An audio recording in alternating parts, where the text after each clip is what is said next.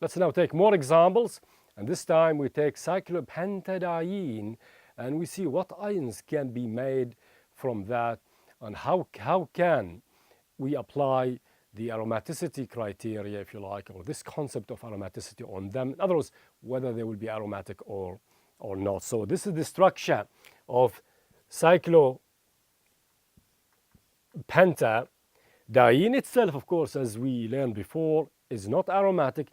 That's because conjugation is disrupted here, or discontinued, if you like. That's because this carbon is sp3 hybridized. Therefore, there is no p orbital here, and that's enough for conjugation to be lost, if you like, as we learned before. So conjugation here is lost or disrupted or discontinued, and therefore it's not conjugated. And if it's not conjugated, therefore it's not aromatic.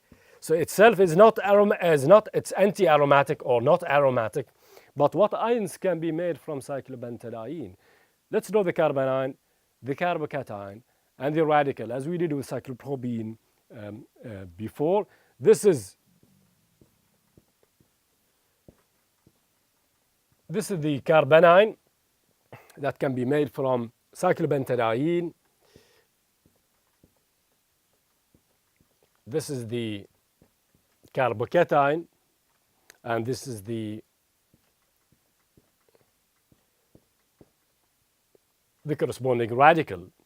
Now, let's try to apply the aromaticity, the usual aromaticity rules, if you like, or criteria: cyclic, conjugated, flat or planar, and of course, more importantly, 4n+2, or the Huckel rule. Is this carbanion cyclic? Yes, it is cyclic. Is it conjugated? Well, let's check. Of course, that lone pair must be situated in a p orbital. So again, it is in a p orbital, just like that one. And of course, this there has to be an empty p orbital on this positively charged carbon. This radical has to be also in a p orbital. So all of these carbons now have p orbitals, whether they are filled or not filled, or half filled, if you like. So there is a p orbital here. There is a p orbital. There is a p orbital on all of these carbon atoms. So this molecule is conjugated because now there is a p orbital here, and of course, just like other carbon atoms. So it is cyclic, it is conjugated. Is it flat? It is flat or planar. There is no problem with that. Okay, the number of pi electrons, well, 2 and 2 and 2, that is 6. So there are 6 pi electrons here, 6 pi electrons. If we move on to the carbocation, the first 3 rules, cyclic, conjugated, and flat, can be applied here. In other words, this carbocation is also cyclic, it is conjugated, and it is flat. But the number of pi electrons here is 2 plus 2. Remember, there is no electrons here, no lone pair, okay, no radical. So 2 plus 2, that's 4. So here there are 4 pi electrons in this carbocation case. In this radical, it's 2 plus 2 plus 1, that is 5. So there are 5 pi electrons.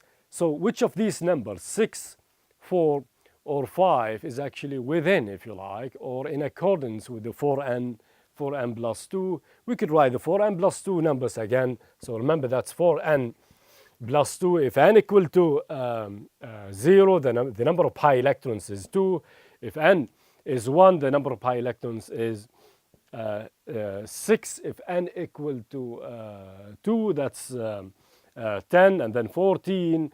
If n equal to 3, and so on, of course.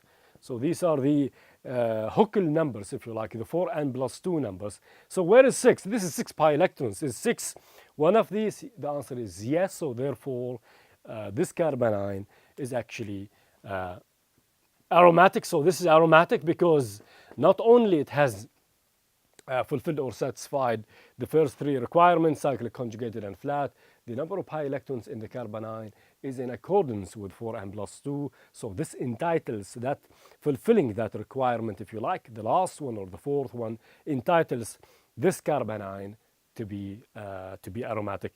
If you look at this, This is 4 pi electrons, the carbocation, that the number of pi electrons the carbocation has. So 4 is actually between 2 and 6, so therefore this cannot be aromatic. So therefore this carbocation is anti-aromatic, and of course there is no chance for 5 to be aromatic. So this radical is also anti-aromatic. So therefore it is only the carbanion of cyclopentadiene that is an aromatic ion, whereas the carbocation and the radical are not. That's because the carbanion has fulfilled all four requirements of aromaticity: cyclic, conjugated, flat, and of course 4n+2. That's because the number of pi electrons here is actually 6. So therefore it is possible to make this carbanion from cyclopentadiene, and this explains, of course, the acidity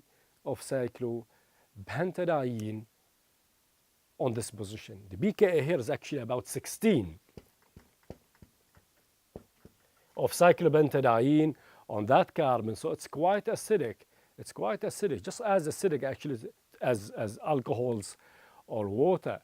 So, and of course it's more acidic, definitely far more acidic than normal alkenes, if you like, or even alkanes. So the reason behind this remarkable acidity of cyclopentadiene is the fact that the corresponding carbanion is actually aromatic, therefore it is stabilized. It is stable, of course, and if remember, aromaticity induces stability.